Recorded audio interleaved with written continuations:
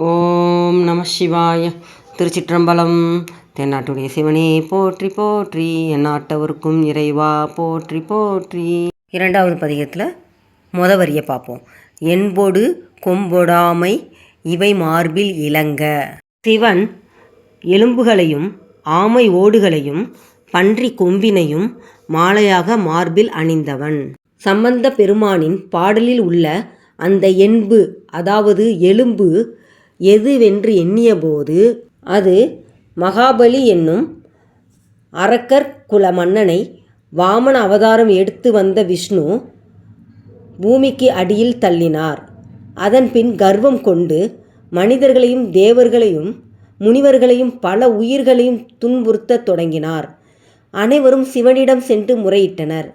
அவர்களின் துயரை தீர்க்க சிவன் வஜ்ரதாண்டம் எடுத்து வந்து வாமனன் மார்பில் அடித்து அவரை கொன்றார்.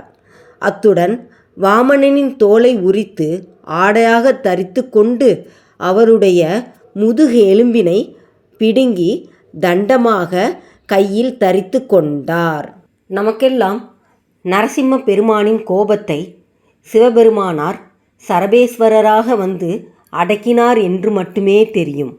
ஆனால் அதேபோல் மச்ச கூர்ம வராக அவதாரத்திலும் சிவபெருமானே மகாவிஷ்ணுவின் அவதார நோக்கம் நிறைவேறியவுடன் இவரது வேகத்தையும் கோபத்தையும் தனித்து அருளியிருக்கிறார் என்பது புரிகிறது. அதனால்தான் மார்பில் ஆமை ஓடும் பன்றி கொம்பும் அலங்கரிக்கின்றன.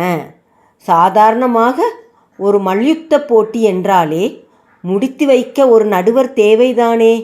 இங்கே அநியாயத்தை அழிக்க வந்தவர் ஆவேசம் குறையாமல் இருந்தால் அவரது கோபத்தை அடக்க ஒருவர் வரவேண்டி இருக்கிறது. அதுவும் அவரது வேண்டுகோளுக்கு இணங்கவே. ஒவ்வொரு வித மிருகங்களின் உருவத்தோடு வரும்போதும் அவற்றை மாய்க்கும் உருவெடுத்து வந்து அதன் ஞாபகமாக அதன் பாகங்களின் ஒன்றை அணிந்து கொண்டு இவர் காட்சி கொடுக்க அவரோ பெருமாளோ பள்ளி கொண்டபடியே பார்த்து ரசிக்கிறார். காக்கும் கடவுள் அல்லவா, தான் ரசித்த தர்மங்களை இதன் மூலம் கண்டு ரசிக்கிறார்.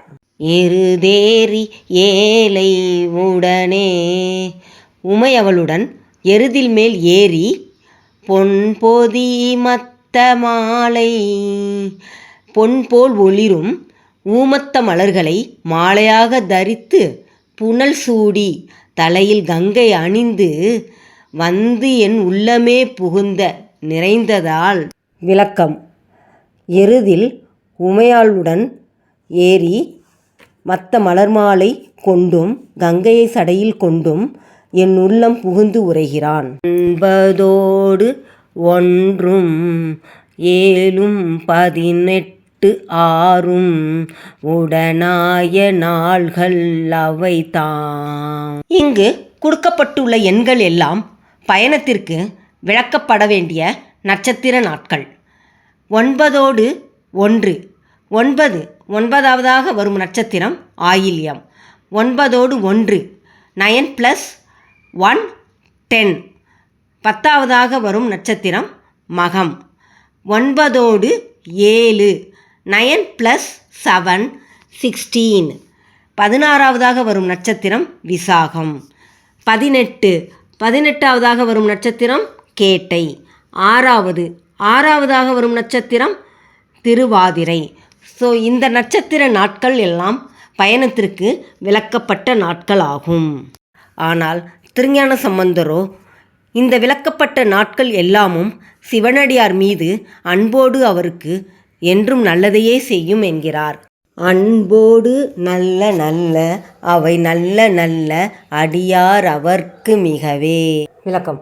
அனைத்து நட்சத்திரங்களும் நாள்களும் இப்பதிகத்தை ஓதும் சிவபெருமானின் அடியவருக்கு எவ்வித இடரும் புரியாது, மாறாக நன்மையே விளைவிக்கும். திருச்சிற்றம்பலம்.